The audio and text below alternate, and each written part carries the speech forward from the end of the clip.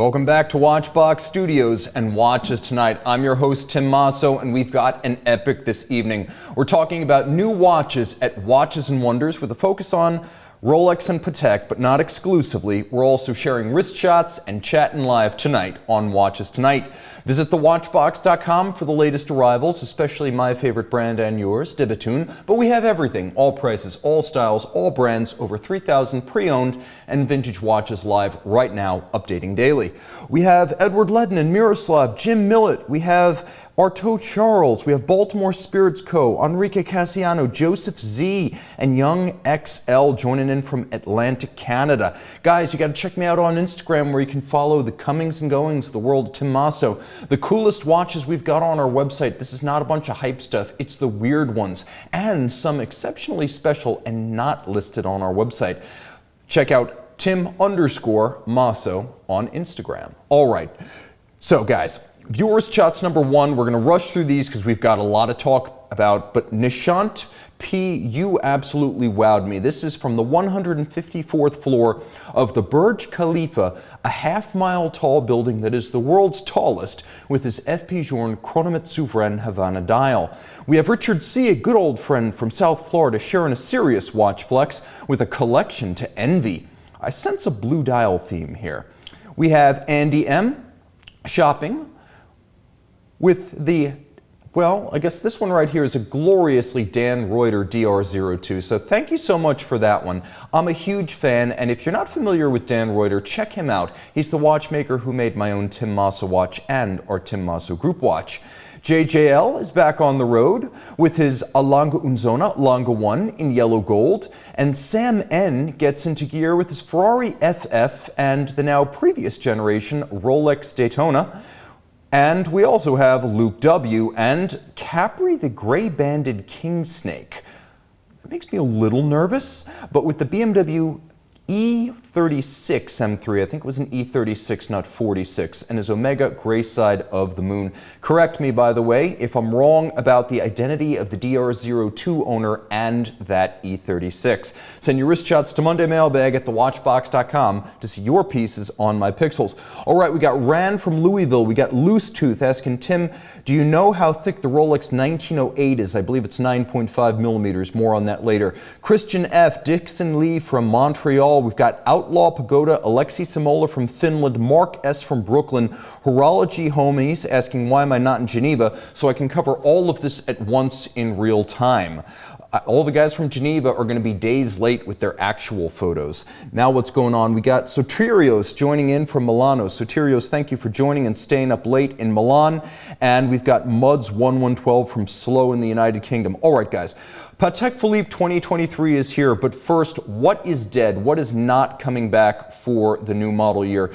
Well, here you can see the 6300G is dead, so is the gold version of the 5078. You can see that the 5178G, at least in that configuration, is gone, as is the rose gold 5204 split-second perpetual calendar. We have a gem set variant of the 5270 perpetual calendar chronograph, and the 5316P is gone, replaced by a new sapphire dial variant. The rose gold 5531 world time minute repeater is gone, as are the travel time Calatrava pilots in the 37.5 millimeter case size. Then we've got the 7150 and a bunch of ladies' watches discontinued. So that's what's going away this year. Now, let's talk about what is inbound. But first, what we didn't get. We thought we would get a new core reference Aquanaut. I thought the 5167A was going to be dead. As far as I can see, it's still in the catalog, and there is no new core jumbo reference Aquanaut to take its place. I also thought we might see a build-out of the 5811, the new Nautilus, which debuted in white gold. But as far as I can see so far, we're not getting either of those watches. But stay tuned, because the model year is not yet done. Now, that's done and dusted, so what's new and what does it cost? Whenever possible, I'm going to give you the pricing. Let's start with the 5924G travel time chronograph in khaki green. Okay, that's the khaki green of dial and of strap. There's also a sunburst blue-gray. Blue-gray being a repetitive theme in Patek watches over the last 3 years. It's a good look, it's a fresh blue, and I like it. So this watch is 42 millimeters. Both variants are in white gold. You get a flyback chronograph and twin time zones, both of which have an AM/PM indicator, and you have that hideaway hour hand feature where you can actually superimpose the hour hands and hide the extra one if you don't need it. Now, if you look carefully, you can see one of my favorite features on recent Patek chronos. You can see the sub-register for the minutes based on this 28-520 movement. It's a 60-minute chrono register, which I absolutely adore. To me, that gap between 30 and 60 minutes is the shortfall of almost every conventional chronograph. We have lovely white gold Arabic numerals and a lovely 1930s style font. This is a pilot style watch, but pilot in name only, as it's more of a what might have been type timepiece. Patek does not have a rich and extensive history of pilot's watches, except since 2015. Pricing is $75,700, but this model seems to be crying for a steel model that could embrace this 5924's overtly sporty character, offer a bit more durability, and present a discount from the precious metal price of this initial variant. Still, I think they're off to a good start. A dual-time chronograph with a lot of lume is a profoundly practical watch. Now, speaking of travel times, if you don't quite have a 5924G money, we have the Calatrava Travel Time 5224R. Now, you got to be cool with rose gold, but this is a great combination of rose and blue.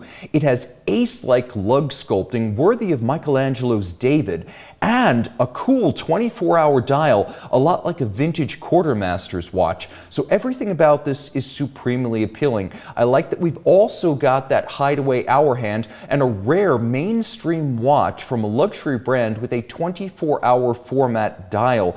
That's really useful if you are the military officer who has made it, or you simply deal extensively with UTC. Now, we've got the modern caliber 31-260 on the back here. You can see it's bigger, it's bolder, it's better styled and finished.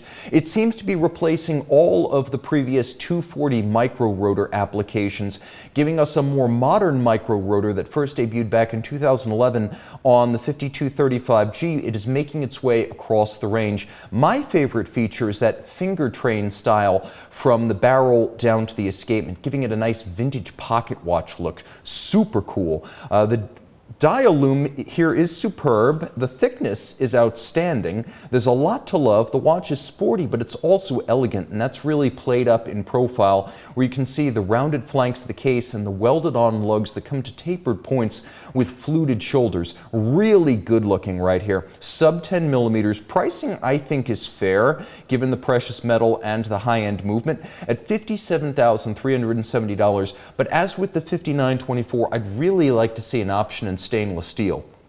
Okay. 6007G, not a new reference. This was originally launched as a 1,000-piece limited edition in steel for the 2020 model year. Well, it's back in white gold with yellow, red, and blue primary color dials with straps to match. Note the embossed carbon style pattern on the strap. Well, we also have a well-loomed dial with a carbon fiber pattern at center. Now, I do think it's a little odd to call a traditional basket weave carbon fiber, especially given the dearth of actual carbon on the dial, but that is how Patek describes it. Note the subtle concentric graining on that center dial segment, and you can see that even though the nomenclature is weird, the actual attention to detail really is quite surpassing. So that's a great looking piece. Okay, going to the higher end complications now. We have the 5178G, which is a super looking watch. This is not actually a new model, and I think it's important to note that it's actually a variant of something that first debuted back in 2017. That was the 5178, which was the old 38mm 5078 with a larger case and cathedral style gongs. Now, this is a timepiece that takes everything that was great about the 5178, and it ups the ante with Flynn-K enamel. So 40 millimeters in white gold, it has a Flynn-K enamel dial that is translucent blue enamel on top of a rose lathe turned solid white gold dial base. Because of the translucent enamel used, you can see both the enamel and the guilloche at the same time, graced with lovely modified Breguet hands and Breguet-style Arabic numerals. This is destined to be an instant classic. This is technically the 5178G-012, and this is my favorite 2023 Patek Philippe model. The minute repeater movement is finished to Patek Philippe's highest standard, and it features those cathedral gongs and a 22-karat rose lathe cut Grand Dorge or barleycorn styled micro rotor. Really cool 48-hour power reserve watch, super slim and graceful on the wrist. I don't have pricing for this just yet, but I'm eager to see. I guarantee you it will be hundreds of thousands of dollars. And by the way, just to jump back real quick to the 6007G, because I know I forgot to mention, that one had a price of $37,850. Let's jump into our chat box and see what you guys are saying. Iskander is saying gongs with an exclamation mark. We have a question from Pun Cakery asking, which one do you like the most out of those? I'm a blue dial guy most of the time, but I really dig that 6007G in yellow. It's a cool, fresh look and one that I haven't seen. Also, some appreciation for my subtle Florida joke that flashed by. Blink and you'll miss it. What else is going on here? Richard Combs is saying, still love the Patek Pilot Travel Time, the 5524G. I loved that one too when it came out, and I still like it a lot today. I think the mid-size is probably more my style though. The 37.5, the 7234, that is the Travel Time Calatrava for me. We have little questions from LF Null about little indices on the Daytona dial. Let's jump to the Daytona when we get to the Daytona, because we're definitely going to talk about it. And then we have Tom H saying, I was hoping for a 5227 without a date. Interesting, always possible, but yeah, I kind of see where you're coming from. I think they're just going to wipe the full 5227 though, and there's going to be a full successor model coming down the pike. We got Pocket Watch Time from Tampa Bay and Caleb J joining in from Ann Arbor, Michigan, not far from the homeland of the American auto industry. Okay, one more for you, the 5905R. This is the Dash 10. The 42 millimeter offshoot of the 5960 keeps evolving. It is now rose gold with a sunburst blue dial. This is not the blue slate. This is a more saturated sort of cobalt metallic blue. This is an annual calendar with a flyback chrono, and the lug hollows continue to animate this case. Not the thing you'll see from the front, but in profile, the most impressive part of the watch, along with the concave bezel. And this one will cost $75,110. You guys will always be a big part of the show. It's why we have the live chat box. It's why I interact. It's why I go live at 5 p.m. US Eastern, which is the worst time for YouTube. But it's the best time to engage with you guys in Europe and the Middle East as you're home from work and our Americans are getting home. So the drive at 5 continues with viewer wrist shots number 2. Andy M shares a rare Dan Reuter DR02. Actually, you see, I think now I confused my two Andys. I had Andy with the DR02, and now I have Andy M with the DB28 JPS from de Bethune. So I switched those two Andy M's, guys, forgive me. So Andy M is a separate Andy with the DR02, and ironically, with a de Bethune that uses the same color palette, we have the other Andy M exploring this watch at Watchbox LA. I'm glad we got that sorted out. Matthew C from the other side of the world is in Brisbane, Australia, who joins us with a shot of caffeine and his IWC Portofino chrono. An underappreciated IWC dress watch, that. Samard M and his creamsicle Planet Ocean hike the Laurentian Mountains outside of Montreal. We have Tom B, who captures a classic cuff shot of his lovely Mito World Time with decompression scale. That is a great one, especially on that full chainmail bracelet. And we've got the wrist killer who slays with a faded purple tritium dial, Rolex Submariner two-tone. That is an aged veteran bluesy right there. Send your wrist chats to mondaymailbag@thewatchbox.com. Just your wrist on my list. We have Mr. J Ninja, hello from Portland, and Jim Millett saying the 6000G is my favorite release so far. Thomas B saying nice de Bethune, and I've got to agree, you guys haven't even seen the lights inside of that one. It is a light-up dive watch. All right here, Mark K. I wonder if the release of the 5924G will bring up the popularity of the 5524G, which has been very underestimated in the market. I certainly hope so. I think that's a watch people didn't appreciate enough, because at the time people were throwing all sorts of comparisons like IWC and Longines and Zenith around, instead of appreciating it for what it was, the best detailed and best executed pilot watch available at the time. So, Patek 2023 continued with the 5531G. Now this one debuted in rose gold back at the Grand Exhibition in New York in 2017.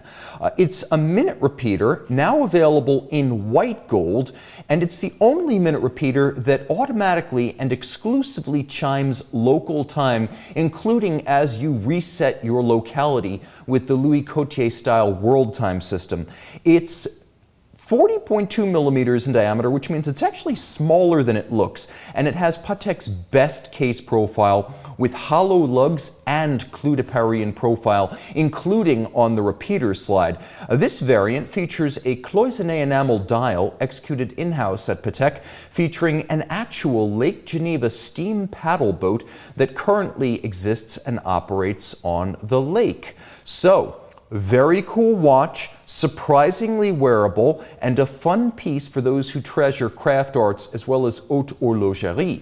But if you want the ultimate has a name, and that is the 6300 Grandmaster chime. Here you see, in a combination of white gold and rose gold, plus white gold with emeralds and diamonds, the ultimate Patek Philippe wrist complication. Launched in 2014 in yellow gold is the 5175J. This watch, now in a combination of metals, 47.7 millimeters in diameter, which is huge, but 16.7 millimeters thick, which is not bad, all things considered, given that it has a reversible case with 2 dials and a nightmarish movement with 1,366 parts, theoretically available in these 2 new combinations.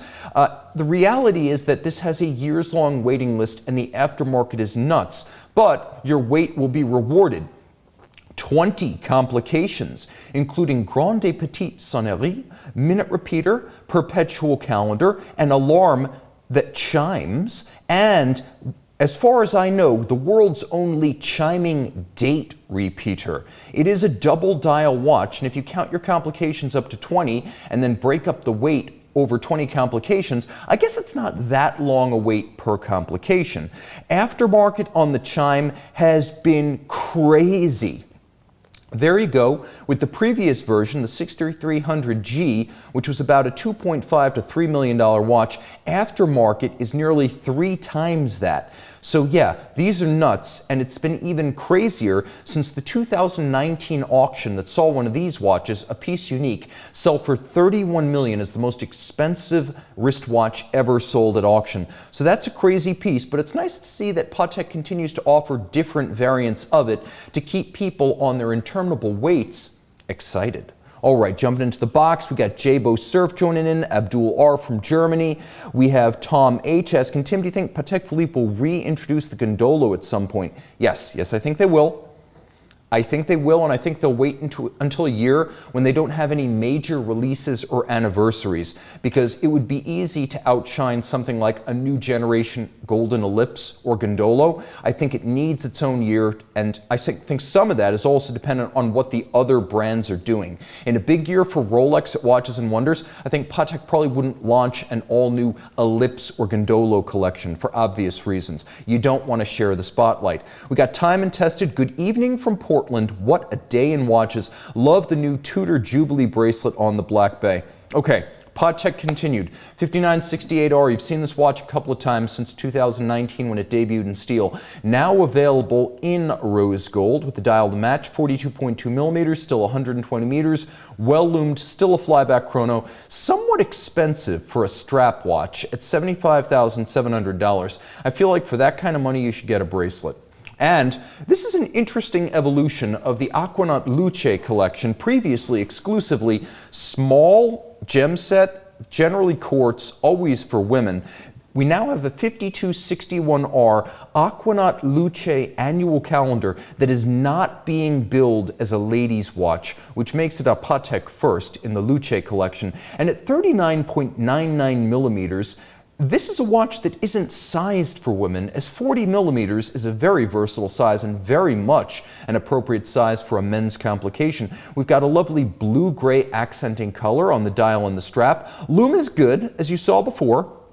But beware, sports watch fans, it's only 30 meters water resistant, which is the only thing I really don't like about this debut. I think a strap watch on a rubber strap from a sports watch collection should be water resistant, but it may be that this is a stiff 30 meters. There's been some speculation that this watch will actually be surface swimmable. That remains to be seen, but make sure you confirm with Patek to protect your $61,510 investment.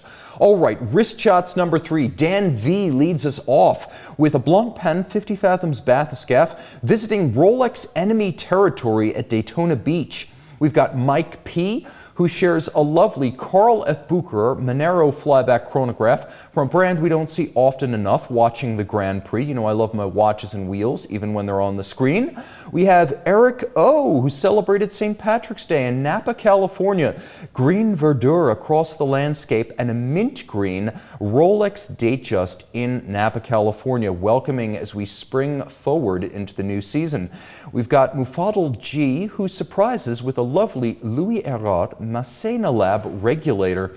That is the world's best priced FP Journe, judging by the looks of it. And Joseph P captures his his tutor, I should say, Prince Chrono and Lamborghini Miura in an oh-so-60s color of electric green at the Palm 2023. The show was said to be excellent. Loving that Tudor Prince Chrono. Send your wrist shots to mondaymailbag@thewatchbox.com to see your watch in this box.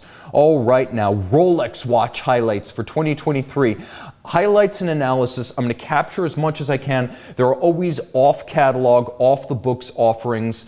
People are telling me there are gem set watches already making their way onto the internet that are not on the Rolex website or in the catalog. That being as it may, we're going to cover the big pieces and some of the great controversies. So what's dead? Well, at first glance, the Milgauss is finally gone. We knew that the Milgauss of this generation was either not long for this world or likely to be thoroughly redesigned, with the Z Blue likely to retire. Well, it's gone. The whole collection is gone, and that's not unprecedented, as from 1988 to 2007, we did not have a Milgauss. My guess is Rolex is going to wait a few years, bring it back for its anniversary, which is, I mean, if you look at it, really, they could launch the watch in 36 months, and that would be the new generation watch on an occasion that would be special to us and to the Milgauss. So let's put this one aside.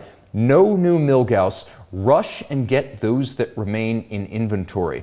Also, the 116500LN is gone for obvious reasons, because the Daytona has been renewed. We have a new Rolex Daytona, and yup, you're looking at it. You just saw the old one, now you're looking at the new one, and if you think this watch looks the same, you're not crazy. And you're not taking crazy pills either. Still, we'll go over the differences. It's a 40 millimeter watch, so that has not changed. It's now referenced 126500LN, and Rolex knows not to mess with a good thing, which is why very little has changed here. In fact, you could mention that this watch is very similar to the 1988 redesign. Absent a ceramic bezel, you'd be hard-pressed to tell them apart. The Daytona has been the most stable design in the Rolex catalog now, dating back to the late 1980s. We do have a revised caliber 4131, which is designed with display casebacks in mind. More on that in a moment. The case includes very subtle reprofiling. In particular, you're supposed to note that the flatted underfeet of the case have been broadened, and the dial now has a more dynamic, reflective pattern and character. We're going to have to wait until we have this in hand to confirm that, but I can definitely tell you that the underside of the lugs do look different, a little bit more like a yacht-master there. We also can compare the new and the old. Let's jump back and forth there. There's your new, there's your old. Let's jump back to the new. You can see a few things. First, the indices are longer and thinner. The sub-register tracks are also thinner and finer. And we have a slightly reproportioned combination of bezel and dial that's tough to read without a side-by-side comparison. Plus, we have a small metallic flange around the edge of the bezel. So whatever the metal of the case is, if it's a ceramic bezel model, you're going to see a little hairline lip, a flange of that metal around the edge of the bezel. And when you jump back to the old, you could see that's clearly absent right here. Okay, so that's a little bit more clear, but it's very subtle. For a lot of folks, the easiest way to tell these two apart is going to be the same way you tell any two recent Rolex generations apart. You have that little Rolex crown between Swiss and made down at 6 o'clock. Now, the Platinum Daytona. Here's a big change. The watch turns 10 years old. It came out for the 50th anniversary in 2013. Now, for 60 years, the Daytona, it too gets redesigned with a display case back. This is a first for the Rolex Daytona and a first for any automatic winding Rolex watch. This is why the 4131 has been redesigned for display case back applications. It's welcome. We have a new gold rotor. We have redesigned Côte de Genève that are broader and more uniquely grooved in order to be seen and appreciated. And based on some of the initial photos I've seen, we may see a reprofiling of some of the anglage to look more appropriate for a display case back. Maybe not hand anglage, but less obviously machined than before. Pricing's up too. To get a standard steel ceramic Daytona, it was $14,550. Now it's $15,100. This is probably just about keeping up with inflation, which for the most part has outpaced Rolex prices over the last decade. So I'm not going to blame them for the pricing. Remember, it's going to cost more than twice that pre-owned. Titanium on the Yacht-Master. We saw the Ben Ainslie prototype, and now here it is. Now his was on a strap. What we get now is a 226-627 that is all grade 5 titanium on a full matching Oyster bracelet. This is a really good looking watch with almost a full satin finish. There are only a couple of polished highlights, such as the outer face of the crown guard, the bevels of the lugs, and yes, the lugs have bevels. Those are making a comeback across the board at Rolex. Since we got the 50mm Sea Dweller, it's nice to see it here on the Yacht-Master, and then there's a polished lip to the outer flange of the bezel. Also important, we're now getting those ceramic pins inside the bracelets that debuted on the original Date 8-2 on the Platinum model, then became general across the Date 840 line. This is, as far as I know, the first non-precious metal Rolex watch to get ceramic coated pins in the bracelet, which means over time the pins can't be thinned out by the metal and thus the bracelets can't stretch, because bracelets never stretched. It was always the thinning of the binding pins. Now on this titanium watch, we get a solution to that problem for the first time on a Rolex that is not precious metal. It still has Easy Link. I think that was a bit of a miss for Rolex. This would have been a great place to introduce the glide lock system to a full bracelet Yacht-Master. It may still happen in the future, but for now it's the 5mm Easy Link. It's still 100 meters water resistant. We have a new price, which seems fair, $14,050 US. Again, aftermarket prices are going to be insane, at least for the first 24 months. So I think this is fairly priced and possibly the most interesting new Rolex sports watch this year. Okay, we're going to talk about dress watches. I had predicted, many had, that the Cellini collection would bow out and be replaced. What we didn't predict was that it would be replaced with something that was almost indistinguishable from the old Cellinis, or at the very least in the same stylistic vein. So we now have the Rolex Perpetual 1908, named for the year the Rolex trademark was first filed in Switzerland. Remember, they were founded in England. This one is 39mm, available in yellow and white gold. It does have a display case back. This is an across-the-board Cellini replacement. The first one will be a automatic winding small second chronometer with tri-Arabic numerals and a lovely sort of modified Breguet hour hand right there. We have white and black dials. We also have a new double folding clasp, which I believe is a first for a Rolex dress watch, and a sapphire display case back. that shows a good match between movement size and case size. These two things are an excellent pairing, and you can see the use of golden chaton for the pivot jewels is a nice vintage reference by Rolex watch designers. We also have lovely and deeply gradiated Côte de Genève. You can really see how sharply tinted those stripes are. So this is a worthwhile display case back that frankly I find more interesting than the dial. The profile is handsome and 9.5 millimeters thick, but it's also a little bit generic. Truth be told, without the Rolex crown, would you know this is a Rolex watch? And that's always the challenge. Rolex sports watch design is unmistakable. Cover the logo, you know what it is. Here, it's not as certain. And that's a theme with these 1908s. It seems that few risks were taken. This is a very clean and handsome watch. I'm not sure my heart skips a beat when I see it. This may be a case of nothing ventured, nothing gained. Again, the old Cellinis were nice watches that were fairly priced and well made. This is a nice watch that will be fairly priced and well made. But between the two, is the newer watch really that much more appealing? I'll let you answer in the chat and in the comments below this video, but my tentative answer is maybe.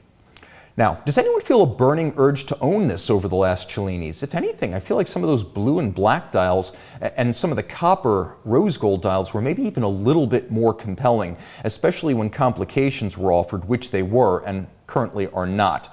I'm sure these will look better in person than in studio photos, so I'm withholding judgment until I see these in the metal. But there remains the open question, does the perpetual look enough like the popular mental image of a Rolex? It's not a sports watch, so I'd say the answer so far is no. Even with the addition of a small second Explorer dial, I still feel that this is a watch that is going to come into its own with subsequent models. Maybe right out of the gate we're going to be a little ambivalent, and then it'll gain momentum as complications and new dial variants arrive. So, to be continued. Tech is acceptable with the new caliber 7140, properly styled for display casebacks. It's got a silicone hairspring, which is still a fairly rare thing on a Rolex watch, plus a 66-hour power reserve. Water resistance, like the Cellinis, remains at 50 meters. I feel like that could have been 100 and probably should have been.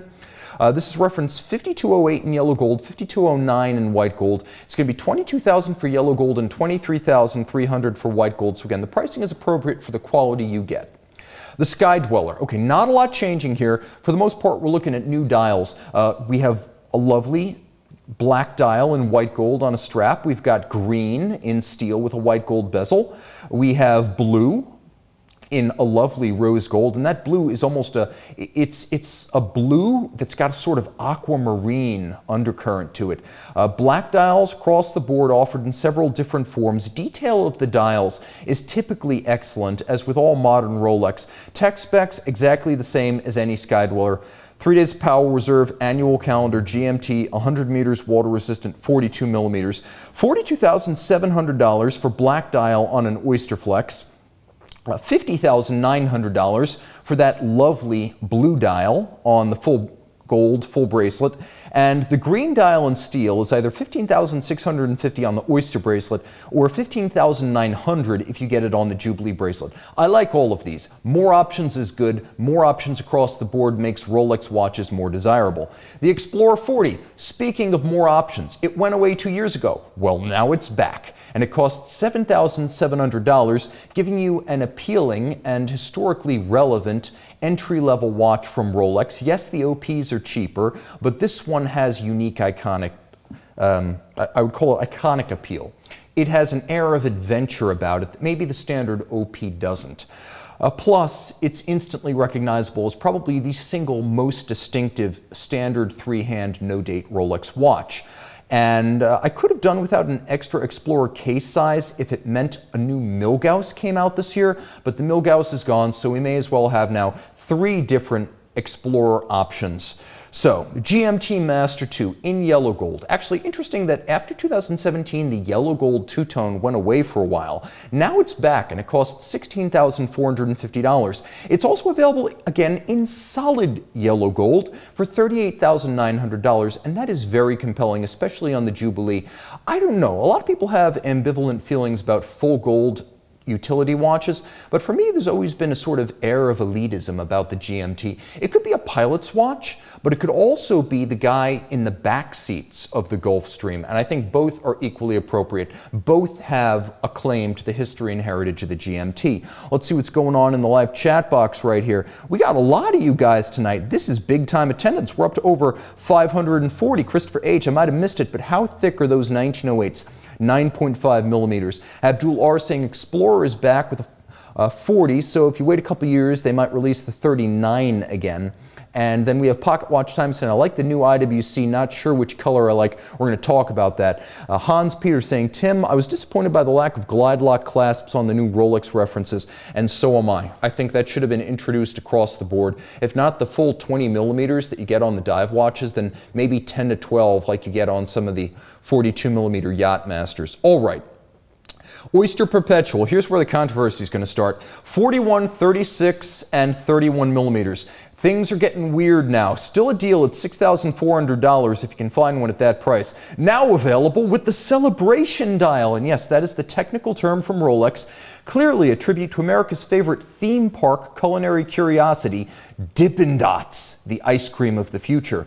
Seriously. I mean, seriously, the resemblance of the new Celebration Dial is uncanny to the point that I just cold Googled Rolex Dippin' Dot dial this morning and pulled up reams of existing comparisons fresh off the keyboard already being made across the internet, so I can't claim this as a unique invention.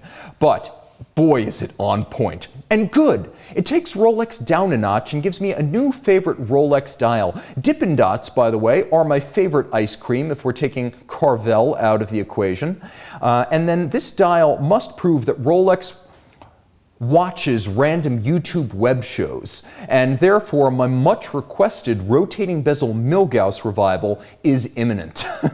So, I still think that is coming down the pike. I've called for fun and silly Rolex dials, and lo and behold, we have a couple this year. So hopefully Rolex was paying enough attention that we're going to get some rotating bezel Milgauss replacements down the pike. Apparently Rolex also watches horror movies because we have a new Jigsaw-themed Day-Date in the 36 millimeter case size, which also earns new turquoise combinations, as well as a green aventurine dial bespeckled with gems, and a carnelian dial. Okay, so the puzzle dial includes uplifting messages in place of the usual day display, including happy, eternity, gratitude, peace, faith, love, and hope.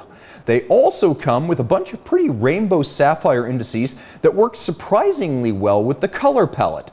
Now, the Day-Date 36 millimeter also includes this new dial. The Day-Date 36 millimeter dial also includes random emojis in the date window rather than 31 different numeral combinations, possibly proving that the product planners from the Roman Jerome bankruptcy are once again gainfully employed.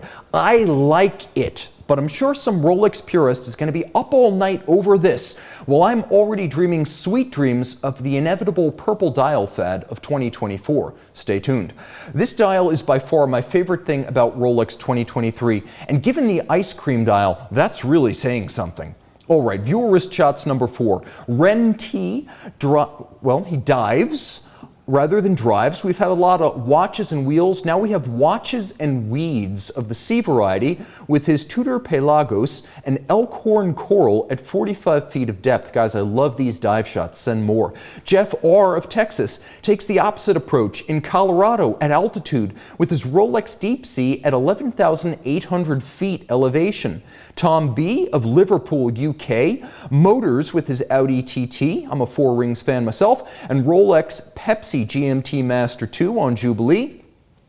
Christopher H. delights with his rare AP Royal Oak annual calendar midsize from Sapelo Island, Georgia. And Jeremy N. takes us home with his green JLC Reverso Tribute, Small Seconds, and Porsche. Guys, send your wrist shots to mondaymailbag@thewatchbox.com. Okay, fun from other brands. I can't cover everything, but I'm going to pick some favorites that I think are relevant. This is without a doubt my favorite segment of today's show, starting with the Bethune DB8 chronograph. Buyer, full disclosure, buyers out there, we own Bethune. This is my favorite brand and it has been for a decade, but we do own the company. They've launched the new DB8 chronograph, which is a revival, in a sense, of the original 2003 DB8. Now, the highlights are the classical guilloche dial, the tapered leaf-style hands, the color palette of silver, white, and blue, and the ogival lugs. And there is a hideaway chrono minutes hand. Note that when the chrono seconds hand is vertical, its counterweighted tail is aligned over the vertically aligned minute hand for a super clean aesthetic. 42.2 millimeters in grade 5 titanium means this one is durable for everyday wear, as grade 5 is both harder and lighter than steel. It's 9.2 millimeters thick, so it'll fit underneath the cuff, but it's sporty enough that you could wear it all the time. We have real rose lathe guilloche on the dial. They make their cases, movements, and dials in-house at Bethune, and they use their own rose lathes for reductive guilloche. This is not the stamped kind, so you're getting your money's worth, and you know where your money is going. It's going back to the production process. Now we have manual wind caliber DB3000, manual wind 60-hour power reserve, entirely in-house and beautifully decorated. This is a 60-hour 4 Hertz movement with column wheel chronograph action and a 60-minute chronograph register. That one's a proto. It's well finished. Production will be even better. $99,000 is the price, but we suspect there will be a wait list for this. If you're interested, this just debuted today, so register your interest. Email mondaymailbag@thewatchbox.com and you might be able to get on the list to put this on your wrist. Okay, IWC Ingenieur 40. As a watch, I love it. As a price proposition, I hate it. So this is the return of the 1976 Gerald Genta Ingenieur SL Classic shape. It went away years ago. I don't know what they were thinking.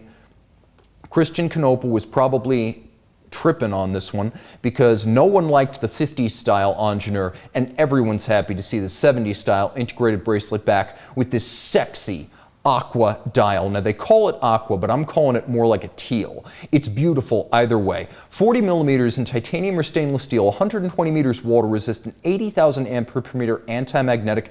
Now with a 120-hour power reserve, this is a sexy watch, and it includes black dial option as well as silver. All of them are supremely attractive. Here's where they lose me. Super expensive at 12,000 Swiss francs for steel and 15,000 for titanium. In US dollars, that's 13,095 bucks for steel, 16,478 for titanium. You could be wearing a Rolex Skydweller for similar money.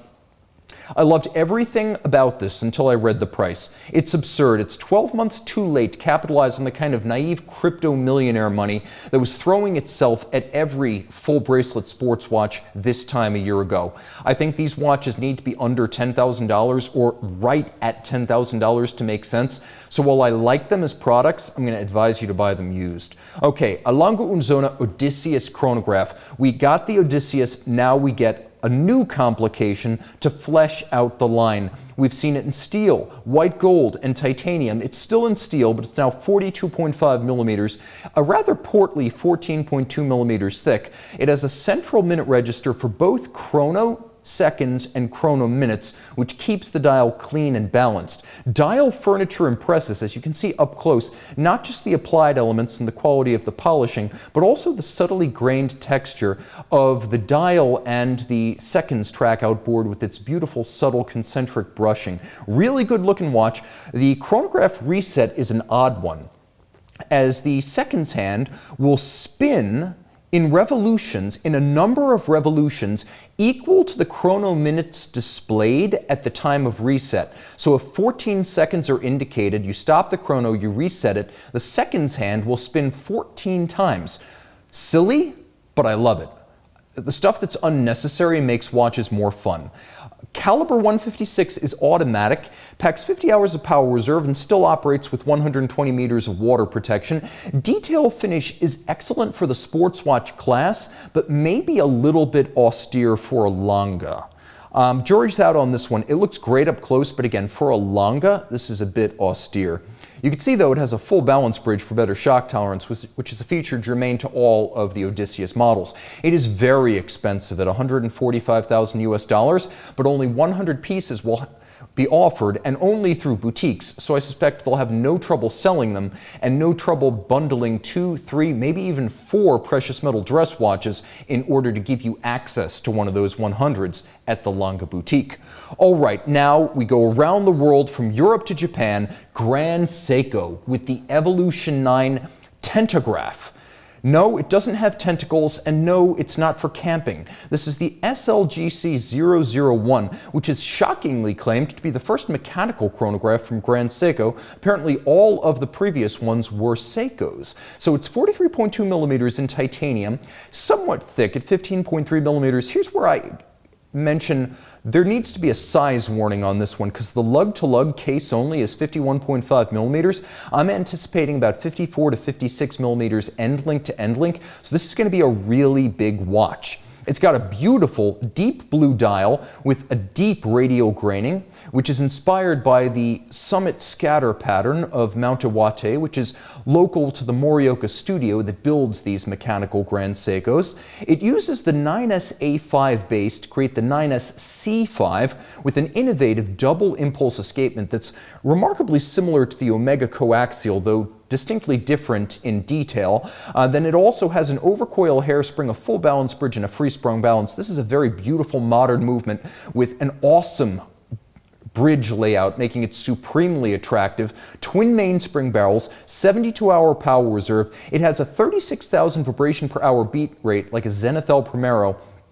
Good-looking movement, and we have on the dial side a ceramic bezel. It's a 100-meter water resistance watch, so this really is a full-featured sports watch if you have the wrist for it, which due to the end link to end link span is probably going to be a wrist starting at about 17 centimeters circumference. The Tentograph is priced ambitiously but justifiably for a handmade and internally and externally hand-finished watch at $13,700 US. Let's see what you guys are saying. Todd saying the Lange und Söhne Chrono reset is absurd. We have Mark S saying I love that Batwing bridge. We have Santi B saying I believe of the Lange, the movement is the best part. And then we have Luke Watson saying I like the yellow-orange gradient on the new tags. Abdul R saying this new Grand Seiko is too large and too expensive for my taste. Guys, let me know in the description below, what was your favorite watch so far from Watches and Wonders 2023? And what do you think of the Rolex emoji dial? I give it 2 emoji thumbs up, but then again, I'm a little bit weird. Thank you to Sean, who pulled Olympian overtime work, double stepping a show with over 110 graphic images with only about 1 hour's advance notice. And thank you to you for making my job the best job in the world possible. Time out, Tim out. Thanks for logging on.